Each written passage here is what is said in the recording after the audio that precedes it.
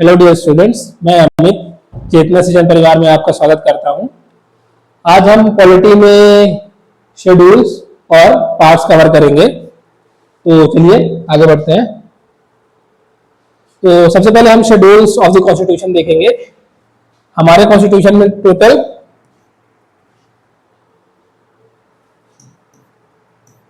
12 schedules हैं और इनको हम बारी बारी से डिटेल में स्टडी करेंगे। फर्स्ट शेड्यूल, पहला शेड्यूल जो हमारा कॉन्स्टिट्यूशन का है वो डिफाइन करता है territory of India.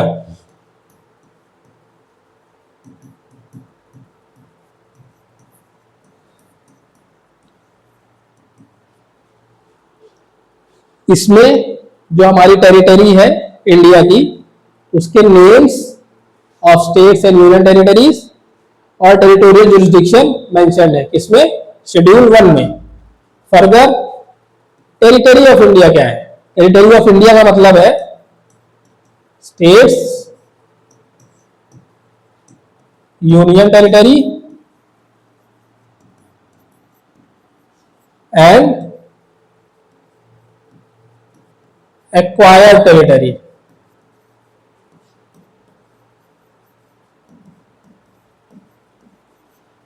Acquired territory का मतलब है कि इंडियन स्टेट ने कभी कोई टेरिटरी किसी भी कंट्री से या सॉवरेन स्टेट से ली होगी, वो एक्वायर्ड टेरिटरी है।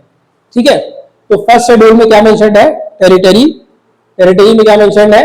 उसके नेम्स, स्टेट और यूटीज के और उनका टेरिटोरियल जुरिसडिक्शन। ठीक है, आगे बढ़ते हैं सेकंड शेड्यूल की तरफ। सेकंड शेड्यूल में क्या मेंशन है? Salaries and emoluments along with privileges of dignitaries. Second schedule में कॉन्स्टिट्यूशन के क्या मेंशन है? Salaries, emoluments and privileges of dignitaries. इसमें आपको ये देखना है कि किन किन डिग्निटरीज का सैलरीज और इमोल्यूमेंट्स सेकंड शेड्यूल में मेंशन है। जैसे कि फर्स्ट एंड फोरमोस्ट जो सबसे इंपॉर्टेंट है, president of India, governors of state, speakers and deputy speaker of Lok Sabha and legislative assembly, chairman and deputy chairman of Rajya Sabha and legislative councils. Chairman कौन होते हैं? Vice president. तो अगर आपसे कभी क्वेश्चन पूछे कि क्या वाइस प्रेसिडेंट का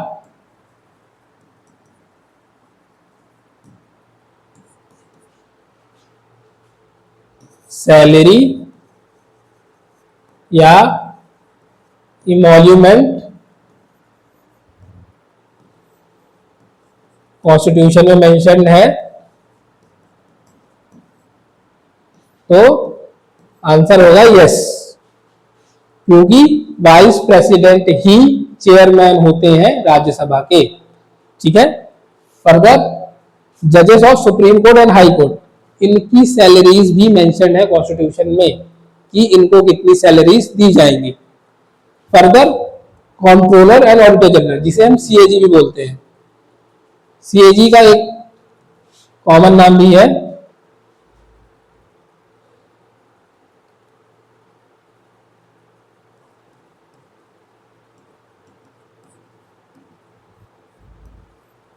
पब्लिक पर्स प्रोटेक्टर।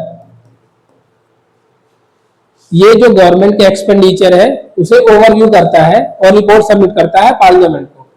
तो सेकंड शेड्यूल में किन किन के सैलरीज और एमोल्यूमेंट्स मेंशन है?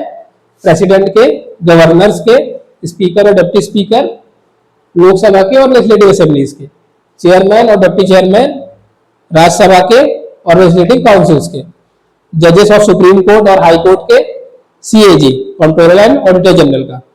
इसमें ये नोट करने वाली बात है कि सेकंड शेड्यूल में MPs, MLAs, union and state ministers, election commissioners और यूपीएससी मेंबर्स की सैलरी और इमोल्यूमेंट्स मेंशन नहीं है। किस किस के सैलरीज और इमोल्यूमेंट्स मेंशन नहीं है कॉन्स्टिट्यूशन में? MPs, MLAs, union and state ministers, election commissioner and UPSC members, इनके सैलरीज और इमोल्यूमेंट्स मेंशन नहीं है सेकेंड शेड्यूल में या कॉन्स्टिट्यूशन में। थर्ड शेड्यूल में ओथ्स और अफर्मेशंस मेंशन्ड है। जब भी कोई भी कॉन्स्टिट्यूशनल ऑफिस में अपॉइंट होता है तो वो एक ओथ को सब्सक्राइब करता है। उस ओथ का फॉर्मेट या उसके वर्ड्स मेंशन्ड है थर्ड शेड्यूल में। और इनमें हम देख लेते हैं किस किस के मेंशन्ड है। यूनियन एंड स्टेट मिनिस्टर्स का ओथ मेंशन्ड है थर्ड शेड्यूल में। एमपीज का मेंशन्ड है, एमएलएस का मेंशन्ड है, जजेस of supreme court and high court का मेंशन्ड है, सीएजी का मेंशन्ड है। ठीक है, तो ओथ और अफर्मेशन किस किस का मेंशन्ड है थर्ड शेड्यूल में? Union and state ministers, MPs, MLAs, जजेस of high court and supreme court, CAG. इसमें नोट करने वाली बात है कि president, vice president, speaker, deputy speaker और अदर्स का ओथ्स और अफर्मेशन कॉन्स्टिट्यूशन में मेंशन नहीं है। ठीक है, और schedule 2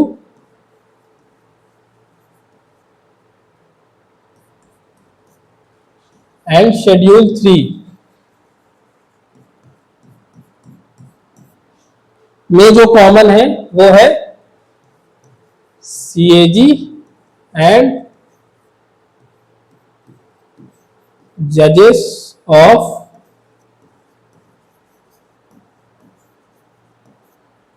supreme court and high court. ठीक है, आगे बढ़ते हैं। फोर्थ शेड्यूल में राज्यसभा से रिलेटेड प्रोविजन मेंशन है जिसमें allocation of seats in Rajya Sabha from state and UTs. Fifth schedule में आ जाते हैं। फिफ्थ शेड्यूल डील करता है ट्राइबल एरियाज से, ट्राइबल एरियाज और ट्राइब से। तो इसमें जनरली 10 स्टेट्स हैं, जैसे कि एमपी, सीजी एटसेट्रा। जहां पे ट्राइबल एरियाज है उससे जो शेड्यूल डील करता है वो फोर्थ शेड्यूल है। फिफ्थ शेड्यूल पे आ जाते हैं।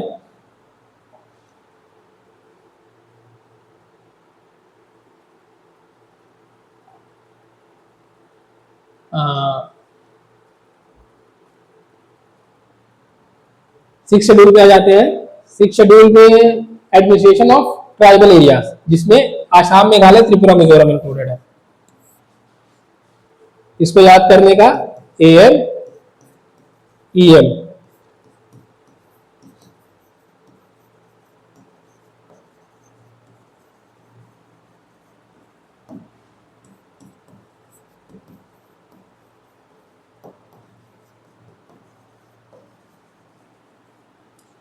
अब इन एरियाज को या इन स्टेट्स को फिफ्थ शेड्यूल से अलग क्यों किया गया?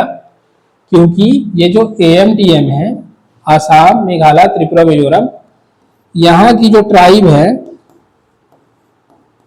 वो कल्चरली डिफरेंट है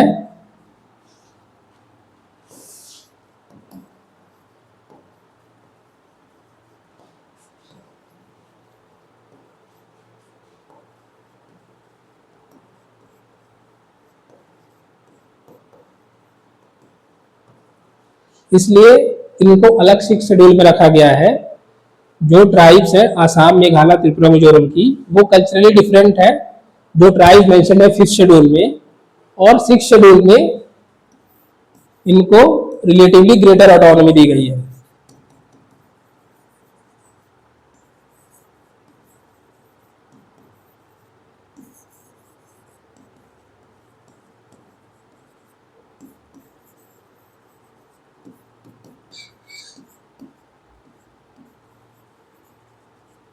ठीक है, आगे बढ़ते हैं। सेवन शेड्यूल डील करता है division of power between union and state. इसको फेडरलिज्म भी बोलते हैं या फेडरल स्ट्रक्चर बोलते हैं।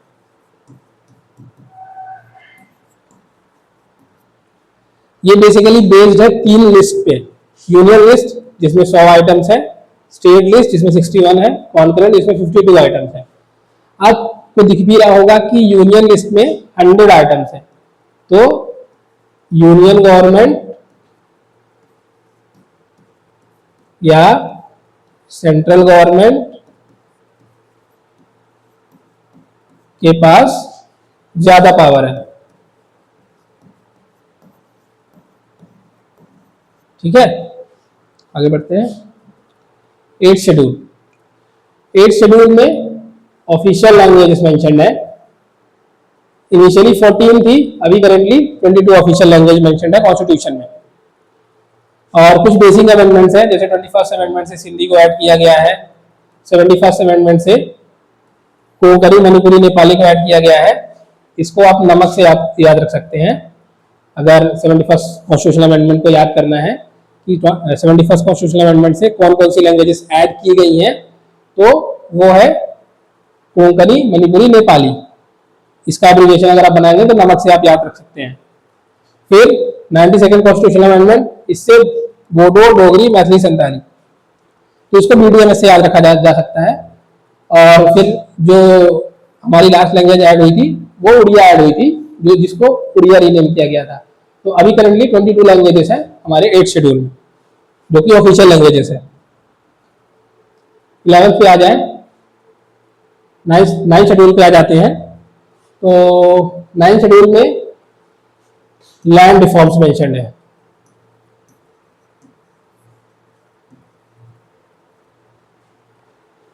जो कि फर्स्ट कॉन्स्टिट्यूशनल अमेंडमेंट एक्ट 1951 से ऐड किए गए थे। ओरिजिनली जो लैंड रिफॉर्म्स थे वो DPSPs को इम्प्लीमेंट करने के लिए बनाए गए थे।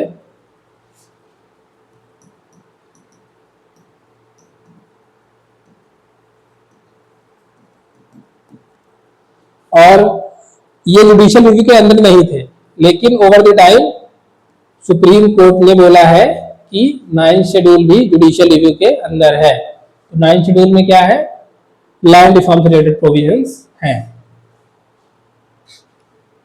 10 schedule. 10 schedule anti defection law से डील करता है, जो कि 52nd कॉन्स्टिट्यूशनल अमेंडमेंट एक्ट 1985 से ऐड किया गया था कॉन्स्टिट्यूशन में।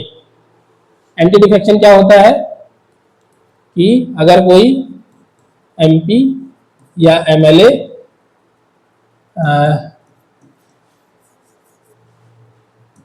पॉलिटिकल पार्टी अपनी छोड़ता है तो उसका डिस्क्वालिफिकेशन हो सकता है।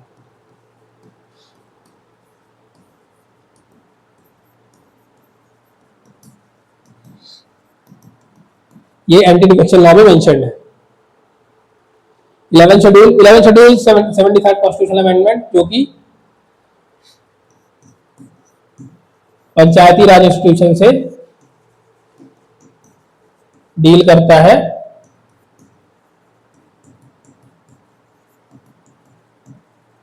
इसके 29 items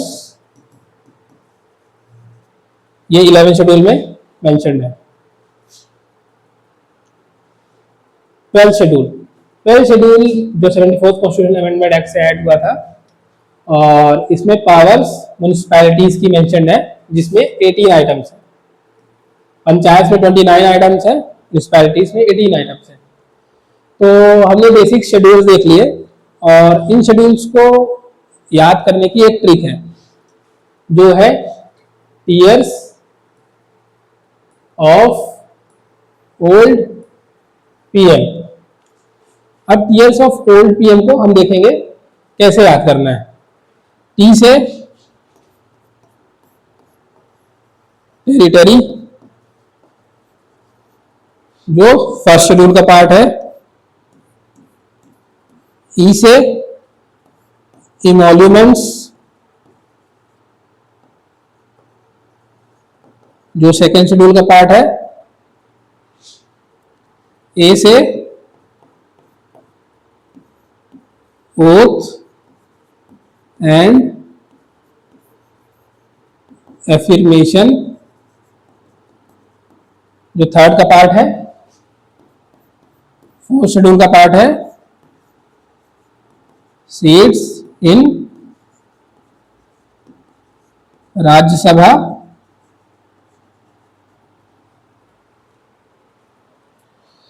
fifth schedule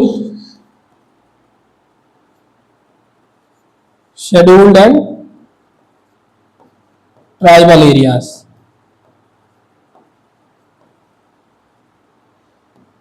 sixth other tribal areas, जिसमें है एएम टीएम। एएम टीएम का फुल फॉर्म आसाम, मेघालय,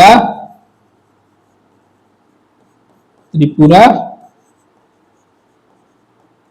मिजोरम। ठीक है। सेवेंथ में मेंशन्ड है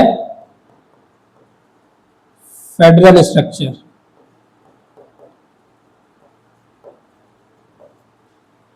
एट्थ में है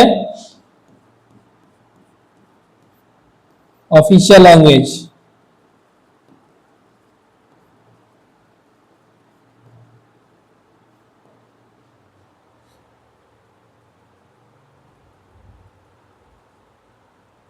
नाइन्थ में है लैंड रिफॉर्म्स। 10th में है डिफेक्शन एंड एंटी डिफेक्शन।